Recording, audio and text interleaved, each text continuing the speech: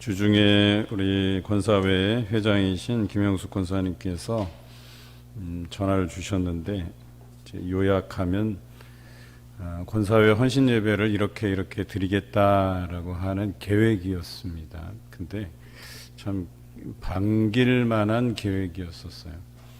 그냥 기존에 하던 대로 했으면 이 자리는 뭐 에스더 찬양대가 이제 했었을 것이고, 그리고 또 권사회가 많다 보니까 또 인원이 여기 나와서 다 찬양하기도 좀 어렵고, 그래서 뭐 일부만 참여했을 가능성이 좀 있을 법 했는데, 미처 제가 생각하지도 못했는데 찬양대는 이제 권사회 찬양대로 교체를 하고, 또 제가 알기로는 이번에 또 새로 임직하신 권사님들 위주로 해서 뭐 이렇게 저렇게 또 같이 연합해서 또 특송을 할 거라고 이야기를 해서 제가 흔쾌히 잘하셨다고 하죠. 그렇게 임원들이 함께 논의해서 좋은 아이디어를 주셔서 참 감사하다 하는 생각을 하게 되었어요. 헌신이라는 게 그렇습니다.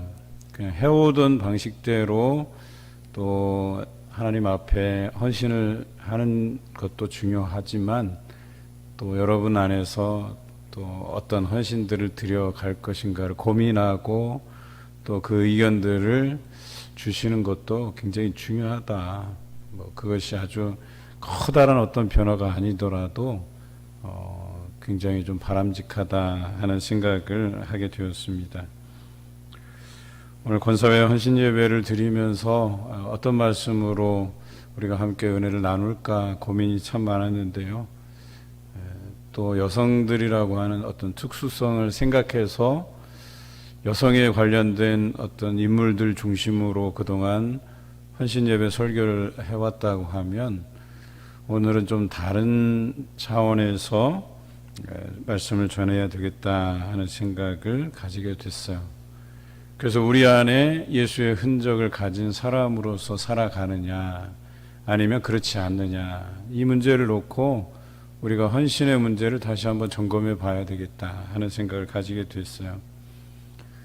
주중에 제가 메시지 한 통을 받았어요.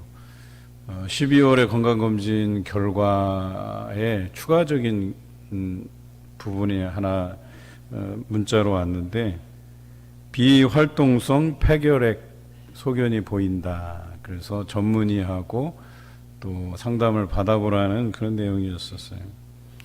병원에도 다녀오고, 그런데 뭐 대수롭게 생각 안 하시더라고요, 의사가. 그거는 그냥 뭐 대한민국 국민의 뭐 한 30%가 그런 흔적들이 다 있습니다. 뭐 독감 혹은 폐결핵을 비롯해서 독감도 지나가면 그 폐에 그런 상흔이라 그러죠. 상처들을 남기고 지나간대요. 그러니까 자기도 모르게 그냥 지나간대요. 그래서 어떤 사람은 감기를 앓고 나서 거기에 약간의 상처가 보이기도 하고 그런답니다. 뭐 대수롭지 않은 거더라고요, 보니까. 그리고 그것을 갖다가 제가 SNS에 올렸더니 제 아는 지인들이 댓글을 많이 달아주셨어요. 뭐 건강을 염려하는 댓글도 있고, 또 괜찮다고 하는, 비활동성이라는 거는 전염이 안 된다 이런 거죠. 활동을 안 한다 이런 뜻이잖아요. 이런저런 댓글을 달아주셨는데 그 중에 한 가지 댓글이 이렇습니다. 목사님, 그럭저럭 고쳐가며 사는 거죠. 이렇게 돼 있어요. 이게 세월의 흔적이다 하는 생각도 해봐요. 제가 굉장히 건강한 체질이었는데 이제 50대가 지나가면서 여기저기 이제 고쳐 써야 될 것들이 하나씩 생기는 것 같아요. 뿐만 아니라 여러분들이 타고 다니는 차도 보면 연식이 좀 된 것들은 뭐 이런저런 소품들 갈아치우고, 또 나중에는 엔진까지 막 이렇게 손을 봐야 될 때가 있어. 사실 엔진까지 손을 대려고 하면 큰 돈이 들거든요. 그래서 차값 대비해서 큰 돈을 들일 거냐 말 거냐 막 이렇게 고민을 하잖아요. 우리 인생도 똑같은 것 같습니다. 우리가 살아가면서 삶의 흔적들이 우리 몸에 남아요. 그래서 우리 여성들 같은 경우는 주로 이렇게 관절염 이런 게 많이 오시는 것 같아요. 다리, 손가락 마디마디, 허리, 무릎 할 것 없이 그렇게 고장 나다 보면 또 병원에 가서 진단 받고 어떤 경우에는 닳고 닳아서 안 되니까 다른 새 것으로 교체해야 된다고. 요즘은 또 인공관절이라고 해서 잘 나오더라고요. 또 수술이 많이 발달해서 또 한번 갈아 끼워 놓으면 또 오래 가요, 생각보다. 그래서 우리 인생이라고 하는 것이 이 몸에 세월의 흔적을 담아내듯이 크리스찬이라고 하는 사람들은, 예수 그리스도의 사람이라고 하는 사람들은 우리 안에 삶의 그 흔적들이 새겨져 있어요. 남아 있어요. 어떤 흔적이냐면 예수 그리스도의 흔적이라고 얘기하는 거죠. 전에 한번 제가 말씀을 드린 적이 있잖아요. 저는 제가 그리스도인이라고 소개하지 않는데 상대방이 혹시 교회 다니냐고, 그리고 어떤 사람은 그 목사님 아니시냐고 뭐 이렇게 물어요. 예, 그런 것들도 다 뭐예요? 그 사람에게서 풍겨나는 그리스도의 향기, 이런 게 있다는 것 아니겠어요? 적어도 향기이든지 그것이 흔적이든지 그의 삶에서 나타나는 거라고 저는 믿고 있고, 또 말씀에서도 그렇게 이야기하고 있어요. 특별히 사람의 그 언행에서 많이 드러나는데요. 여러분 주변에서 자랑 많이 하는 사람들 자주 보시죠? 뭘 자랑합니까? 여러분 삶에서 주변에 여러분에게 다가와서 속된 말로 염장 지르는 사람들이 있잖아요. 뭐 자랑을 하는데 금반지가 몇 돈이니 뭐 다이아니 뭐니 해가면서 손가락 이렇게 보여주면서 자랑을 하잖아요. 막 목걸이 막 보여주면서 귀걸이 보여주면서, 또 이거는 먼 미장원에서 다녀왔는데 이게 파마가 얼마짜리라는 둥둥 뭐 그런 얘기 많이 하잖아요. 옷부터 시작해서 또 자랑할 만한 게 또 뭐가 있어요? 뭐 가방 이런 거 있잖아요. 남자들도 뭐 자랑할 게 뭐 한두 가지겠어요. 이렇게 저렇게 그 사람의 언행을 보면서 그 사람의 됨됨이를 판단하게 돼 있어요. 그런데 어떻게 판단하냐면 저 사람이 뭘 자랑하느냐에 따라서 그 사람의 됨됨이를 우리가 판단하게 돼 있다는 거예요. 아마 주로 물질을 자랑하는 사람들은 여러분들의 생각에 아이고 저 수준 낮게 시리 뭐 이런 생각을 가지실 거예요. 뭐 돈 자랑, 집 자랑, 자녀 자랑부터 시작해서 뭐 할 거 많잖아요. 자랑할 거. 그런데 이 자랑할 만한 것들이 사실 우리가 인생을 마치고 하나님께로 간다 하면, 그래서 우리가 죽음에 이르게 되면 그런 것이 뭐 의미가 있을까라고 하는 거예요.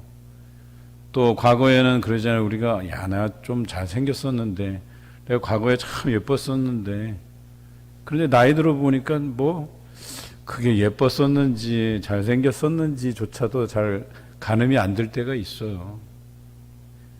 그러니까 뭐예요? 세월이 흘러가면서 그 자랑했던 것들이 부끄러워지는 시점이 있다는 거예요.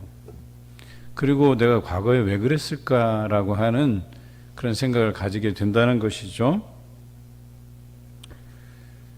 뿐만 아니라 그 언행을 통해서 이 사람이 그 진정한 신앙을 가진 사람인가, 그리스도의 사람인가 라고 하는 것도 가늠할 수 있다는 거예요. 오늘 성경은 그것을 이야기하고 있는 거예요. 여러분 주변에 예수 그리스도를 자랑하고 하나님을 자랑하는 사람들 보셨어요? 굉장히 바람직한 자랑이죠. 나와 함께 해주시는 그 예수 그리스도를 자랑하고, 또 나에게 은혜 주시고 복 주시는 그 하나님을 자랑하고, 또 내 안에 어떤 성령의 임재들을 자랑하고, 여러분 그것이 그리스도인의 삶이 아니겠어요? 그러니까 그런 사람에게는 그리스도의 흔적이 그 안에 남아 있기 때문에, 새겨져 있기 때문에 언행에서 그것이 드러나는 거예요. 그래서 남을 위해서 헌신하고 봉사하고 섬기고 사랑하고 교제하고, 그리고 온화한 말투로 또 사람들을 기쁘게 하고, 뭐 그런 삶이 아니겠습니까? 그런 언어의 표현이 아니겠습니까? 그런데 오늘 성경에 보니까 할례를 자랑하는 부류가 있습니다. 유대인들이죠. 유대인들은 할례 받은 것을 자랑 삼아 여겼어요. 왜냐하면 과거 창세기 17장에 보면 아브라함에게 그 할례를 행함으로 인해서 하나님이 이 약속의 자녀로 삼아 주시거든요. 그리고 대대손손 할례를 기억하라고 하거든요. 할례를 행하고 너희 자손들이 하나님의 언약의 자손들임을 기억하라고 말씀하고 있습니다. 그런데 이들이 세월이 흐르면서 이 할례의 진정한 의미를 잊기 시작한 거예요. 그저 육체적인 할례를 통해서 그 표식만 남기면 다 하나님의 진정한 자녀들이고 백성들이라고 생각을 했던 것이죠. 그런데 신명기 10장 16절에는 이런 말씀이 나옵니다. 마음의 할례를 행하고 다시는 목을 곧게 하지 말라 그랬어요. 쉽게 표현하면 육체적인 할례를 표식으로 남겨도 마음의 그 할례에 대한 정체성, 참된 의미를 깨닫지 못하면 소용이 없다는 거예요. 또한 육체의 할례로 인하여서 내가 하나님의 사람이다 하고 목을 곧게 세우고 자랑할 필요가 없다는 거예요. 자랑할 필요가 없다는 것은 내가 자랑해 가면서 저 사람이 나에게 그래 너 하나님의 사람이야 라고 이 말을 듣기 위해서 애쓸 필요가 없다는 거예요. 그 마음의 할례는 하나님이 판단하시고 그를 그 판단에 따라서 상급을 주신다라고 이야기하는 것이죠. 할례는 육체의 표식으로서의 의미가 있는 것이 아니라 자신이 하나님의 사람으로서의 정체성을 마음으로 기억하는 것. 그래서 그것을 꼭 기억하며 그대로 살아가는 그 삶이 중요하다는 것을 의미합니다. 그런데 유대인들은 이미 그 마음의 할례의 중요성을 잊어버린 거예요. 그래서 내가 할례를 받았으니까 그것으로 나는 하나님께서 나를 의롭다 여기실 것이고 그래서 나는 떳떳하게 고개 빳빳이 들고 사람들에게 나는 의인이라고 자랑하며 다녀도 된다라고 생각한 것이죠. 또 한 가지 목적은 할례를 받아서 그 당시만 해도 예수 그리스도를 믿는 사람들을 핍박하는 분위기였잖아요. 그러니까 이 할례는 또 다른 수단으로 사용된 거예요. 나 이렇게 할례를 받았기 때문에 나는 그 핍박을 면할 수 있다고 보는 거예요. 그러니까 나는 핍박을 면할 수 있는 하나의 프리패스 같은 걸로 쓰는 거예요. 그리고 육체적 자랑을 위해서만 할례를 이용할 뿐이었다라고 하는 것이죠. 그런데 이와는 달리 바울은 사실 바울도 어찌 보면 히브리인이잖아요. 그러니까 로마의 시민권을 가졌지만 그가 가말리엘의 문화생으로서 율법을 엄격하게 지켜봤던 사람이고 거기에 맞게 할례도 행했고 진정한 히브리인이라고 그를 소개하고 있거든요. 그런데 바울은 할례 받은 것을 자랑하지 않았어요. 그가 히브리인인 것을 자랑하지 않았어요. 그가 가말리엘 문화생의 그 어떤 이력을 자랑하지 않았다라고 하는 것이에요. 오히려 예수 그리스도를 아는 이 지식의 고상함을 인해서 자신의 모든 그 대단한 이력들을 배설물로 여겼다라고 그는 고백하고 있어요. 그러니까 자신이 자랑한 것은 그저 십자가뿐이었다는 거예요. 그리스도의 십자가 외에는 자신이 자랑할 것이 없다라고 성경은 고백하고 있어요. 근데 당시는 십자가가 어떤 것을 의미해요? 저주의 상징이었죠. 중죄인을 매달아서 죽이는 형틀에 불과한 것이었습니다. 지금은 우리가 자랑스럽게 십자가 목걸이도 이렇게 달고 다니고 하잖아요.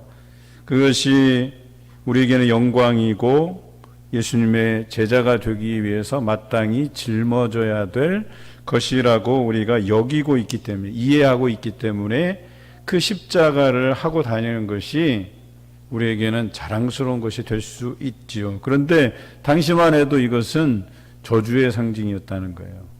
정말 중죄인들만 달아서 죽이는 그런 형틀이었다는 거예요. 그럼에도 불구하고 이 사도 바울은 사람들이 어떻게 그 십자가를 바라보느냐가 중요한 것이 아니라 그 십자가의 의미가 내게 어떻게 다가오느냐를 중요하게 여겼다는 거예요. 그래서 이미 그 십자가는 우리를 위해서, 우리의 구원을 위해서, 우리의 죄를 해결하기 위해서 죽으신 그 예수님을 자신이 기억할 수 있는 그 통로로 기억하고 있는 거예요. 그래서 그것을 날마다 상고하고 묵상하고 기억하고 자랑하는 것이 자기에게 있어서 가장 자랑할 만한 것이라고 고백하고 있는 거예요. 그런데 이제는 이것이 우리의 자랑이어야 된다라고 성경은 이야기합니다. 바울에게는 할례냐 무할례냐 이게 중요한 것이 아니라고 오늘 성경은 이야기합니다. 오직 우리가 십자가를 통해서 새롭게 거듭나는 것이 중요하다라고 본 것이에요. 한번 생각해 보십시다. 여러분들이 봉산교회 성도로서의 삶을 살아가잖아요. 그래서 다른 사람들에게 여러분이 봉산교회 성도라고 하는 것이 각인되는 것, 이것도 중요하긴 해요. 그런데 어떻게 각인되느냐가 중요한 거예요. 저 사람은 자나깨나 예수 그리스도를 자랑하고 정말 하나님 자랑하고 또 성령께서 주시는 은혜로 살아가는 사람이다라고 하는 것이 인정되는 사람이 있고, 야, 저 사람 맨날 저 교회 간다고 하는데 삶이 저 엉터리고 사람들에게 해만 끼치고 사람들을 섬기거나 사랑하지 못한다는 그런 평가를 받는다고 하면 그것은 예수 그리스도의 흔적을 가진 사람이 아닌 거죠. 세상 사람과 별반 다르지 않은 거예요. 그러니까 모양만 교회 다니는 사람, 모양만 봉산교회 성도가 아니라 거기에 따르는 삶이 사람들에게 보여지고 느껴지고 칭찬할 만하고 그것으로 인해서 하나님께 영광 드릴 만한 그런 삶이어야 된다고 성경은 이야기하는 거예요. 그것이 십자가로 인해서 새롭게 거듭나냐 그렇지 않느냐의 차이예요. 헌신 예배라고 하는 것은 그런 거듭남을 다시 한번 기억해내자라고 하는 그런 예배라는 거죠. 여러분 권사로서 임직 받을 때 기억나십니까? 아마 몇몇 분들은 그때 그 감격을 잊을 수가 없을 거라고 생각이 돼요. 뭐 어떤 분들은 눈물도 흘리고, 우리 장로님 말씀으로는 그 임직이 얼마나 영광스러운 것인데 눈물은 기본적인 거라고 해요. 눈물은 그 감격, 정말로 여러분들이 그 감격으로 살아가는지, 그래서 내 안에 새겨진 예수 그리스도의 그 흔적을 가지고 내가 여전히 살아가고 있는지를 이 시간에 다시 한번 되새기는 거예요. 그래서 올해도 내년도 내가 하나님께서 나를 권사로 세우심을 기뻐하며 그렇게 살아가기를 다짐하는 그런 시간이기를 바랍니다.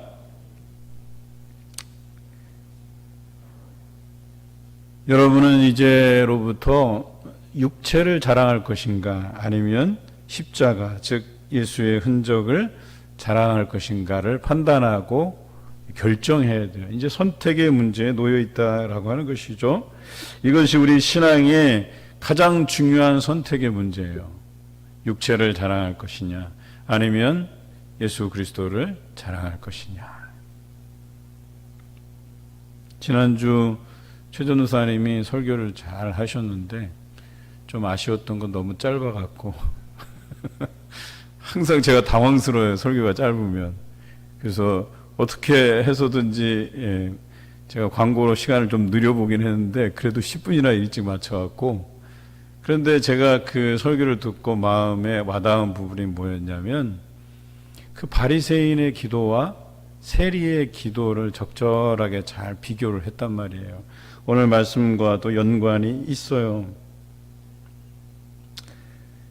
하나님의 말씀 앞에 서면 누구도 자유롭지 않아요. 누구도 의롭다고 자신을 자신 있게 하나님 앞에 내어놓기가 어렵다라고 하는 것이죠. 그래서 율법은 우리의 죄를 깨닫게 하는 몽학 선생이라고 이야기해요. 그러니까 우리가 율법을 가져다 놓으면 하나님께서 모세에게 주신, 또 오늘날 예수 그리스도를 통해서 우리에게 주신 그 가르침을, 그 말씀 앞에 내 자신을 비추어 보면 내가 그것을 온전히 지키기가 불가능해요. 그러니까 내가 죄인임을 깨닫게 되는 거예요. 내가 온전하지 않다는 그 사실을 고백하게 되는 거거든요. 그런데 바리새인은 그렇지 않았어요. 다시 말해서 율법 앞에, 하나님의 말씀 앞에, 예수 그리스도의 가르침 앞에 자신을 내어놓고 비추어 보지 않았다는 거예요. 그저 자기가 의롭다라고 여김을 받는 것은 표식. 나는 할례 받은 자고 율법을 근데 오늘 성경에 보면 율법도 지키지 아니한다는 표현으로 나와 있어요. 그러니까 말 그대로 율법에 자신을 비추어 보지도 않은 거예요. 그냥 할례 받았다라고 하는 것. 그래서 나는 약속의 자녀다. 아브라함의 후손이다. 그래서 나는 구원받는다. 나는 의롭다. 그냥 자신을 그렇게 평가해 버린 것이죠. 그런데 세리는 달랐어요. 겸손하게 율법에 자신을 대입해보고 하나님께서 주신 말씀에 대입해보고 예수 그리스도의 그 가르침에 자신을 대입해보는 거예요. 대입해보니까 자신이 너무나도 부족한 거예요. 자신이 죄인임을 자신이 깨닫게 되는 거예요. 그래서 그 고백을 하나님께 드린 거예요. 자신은 죄인이라고 고백한 거예요. 그런데 이 두 기도 중에 하나님께서 바르다고 판단하신 기도는 세리의 기도였다는 거예요. 여러분, 우리 안에 예수의 흔적을 가졌다라고 하는 것은요, 이와 같아요. 우리 자신을 십자가 앞에 비추어 보는 거예요. 그래서 내가 여전히 예수 그리스도를 통해서 또 그분께서 우리에게 가르치신 말씀과 삶을 통해서 우리에게 맡기신 십자가의 사명을 잘 감당하고 있느냐, 이것을 우리가 다시 한번 점검해 보는 거예요. 올해 주제가 예수님의 제자됨을 회복하는 교회, 그리고 주제 성구가 그렇잖아요.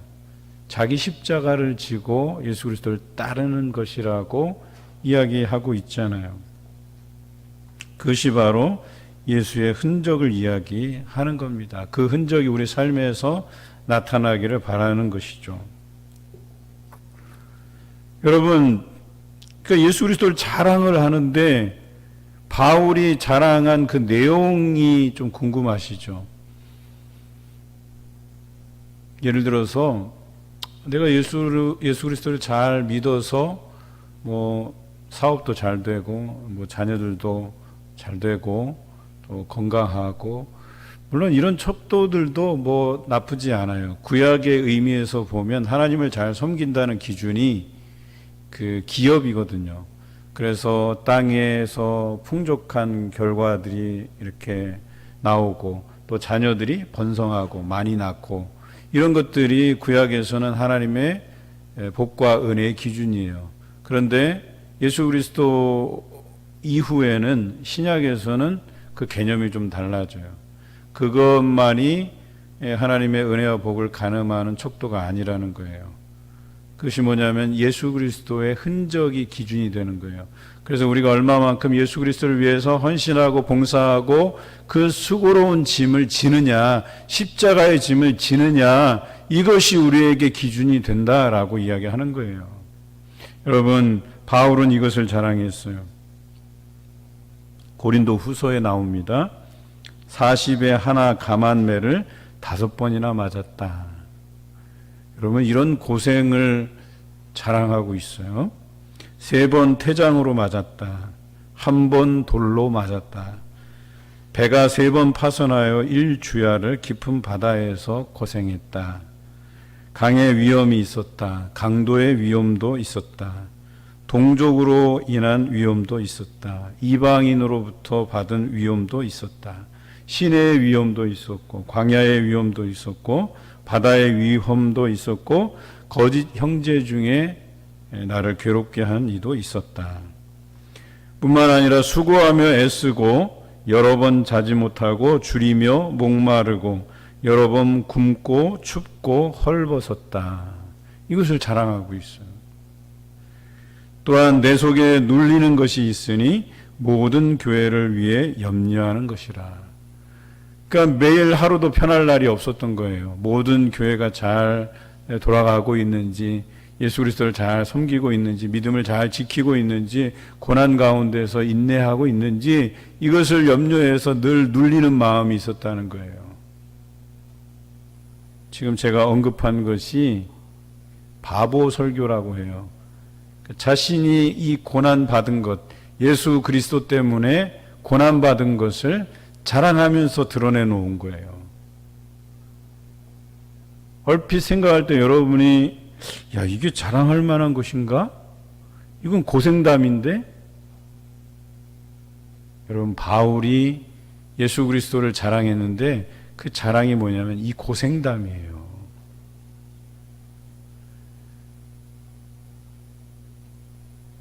제가 다른 교회에서 이렇게 권사님들 주로 이렇게 상대하고 뵐 때에 가장 이렇게 헌신도가 집중되는 연세가 있더라고요.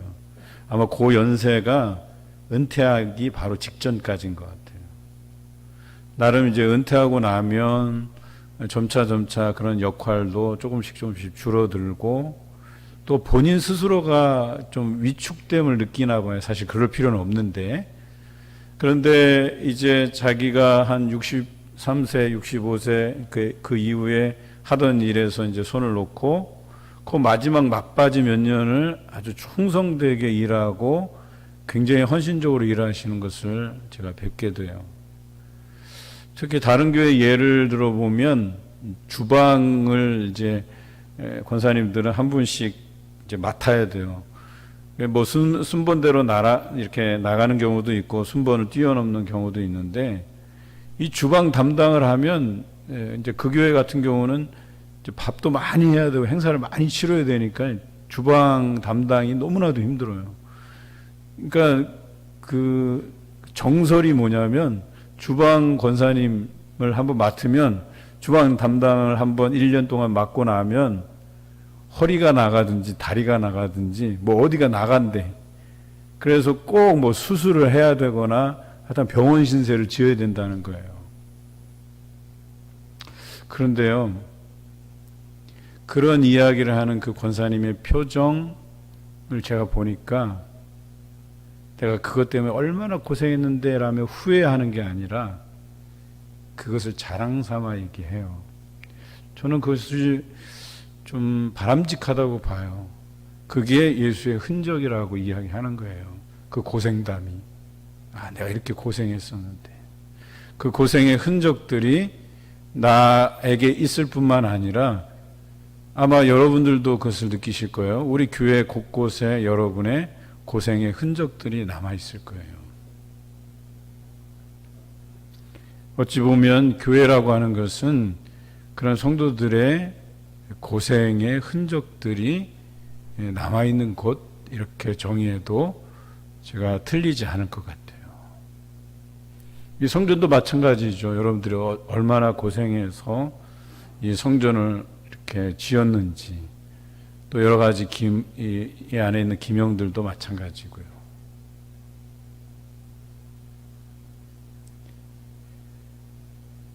저도 학생 시절에 제 고향교회 건축을 하고 건축을 하는데 기억에 남는 게 있어요. 인부들을 사용하는데 목사님이 뭐 벽돌도 나르고 뭐 이런 것에 성도들이 이제 헌신해도 된다고 해서 진짜 실제로 와서 막 벽돌을 나르고 뭐 모래도 나르고 퍼다 나르고 그랬던 기억이 있어요. 저도 몇 번 지고 나르고 했었어요. 그리고 안에 의자 한 개당 얼마 해갖고 이제 몇 개씩 이렇게 작정 헌금을 냈던 기억도 나요.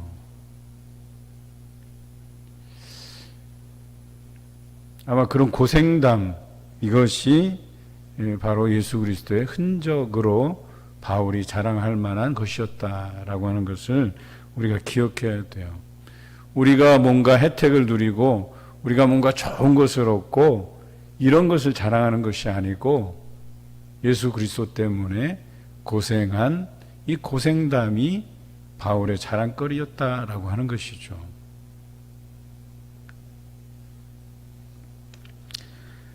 그리고 무엇보다도 바울의 그 고생담 마지막 부분에 교회를 염려하는 생각. 그러니까 늘 그것이 마음의 부담으로 와 있던 거예요. 심지어 바울이 거기에 보면 실족하는 이야기에 대해서 이야기해요.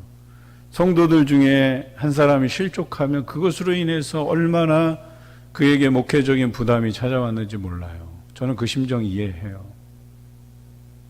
없을 수는 없지만 그 생겨나는 것으로 인해서 목회자가 가지는 그 치명타 같은 게 있어요.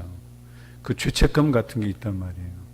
그 사람을 실족하게 만든 거에 대해서, 그런 것에 대해서 얼마나 부담감이 있는데요. 그리고 교회를 생각하면 짓눌리는 것들이 분명히 있어요. 여러분, 목회자가 열심히 목회하고 그렇게 몇 년을 지냈는데 교회가 발전이 없어요. 성장하지도 않아요. 오히려 막 상심해서 성도들이 떠나가요. 한번 그런 경우를 만나면 얼마나 괴롭겠어요. 자신이 최선을 다했는데도 별반 다르지 않을 때에 거기서 오는 목회적 부담이 얼마나 많겠어요. 또 그렇게 해서 교회를 그만두는 목회자들도 많이 있어요.